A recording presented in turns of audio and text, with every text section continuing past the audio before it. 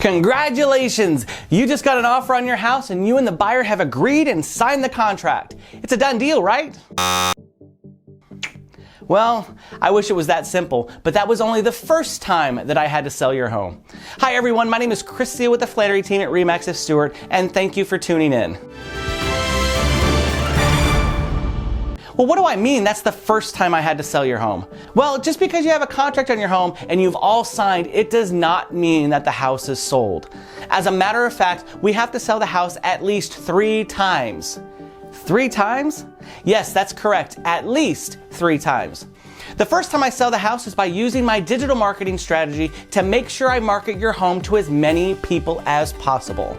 More about that in another video later on in this series. I need to make these people see it online and like it enough to make an appointment to go and physically see it. Then, once they see it, I need to sell them on all the features and benefits of both your house as well as the community for which you live in. Once I do that and they love it enough to put an offer in, I then negotiate on your behalf to make sure that you get the maximum amount of money possible on the contract. So just like that, sale number 1 is done.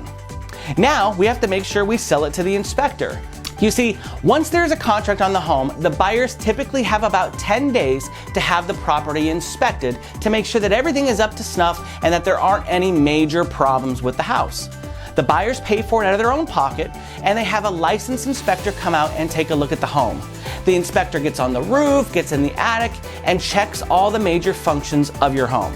Once that's done, the buyers receive the inspection report, and usually we all go through another round of negotiations on whether or not to do some of the repairs that the buyer is requesting. Once we come to a decision on whether or not we're going to do those repairs, boom! Sale number 2 is done. Now, as stated in the previous video, the majority of home sales, the buyer has to get a loan from a lender.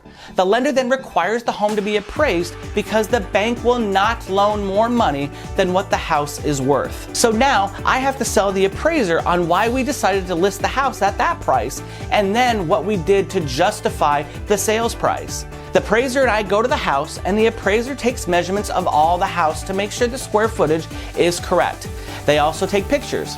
When the appraiser is done, he or she and I sit down and I go over all of the upgrades that the house has. Maybe you have a new AC or your kitchen was recently renovated. I tell him or her about all of these upgrades. I then show the appraiser all the comparable homes that I used when I was deciding what to list the home for, so I can make justification on the list price as well as the sales price. Now, the appraiser is done, and in a few days we find out if the home appraised or not. If it did, boom! Sale number 3 is done. If the home didn't appraise, we need to negotiate the home again and sell it for the 4th time. So, as you can see, just because we have a contract on your house and both parties have agreed to a sale price and have signed the contract, this does not mean that your home is sold. In fact, after a contract is signed, this is where we as real estate agents truly earn our money.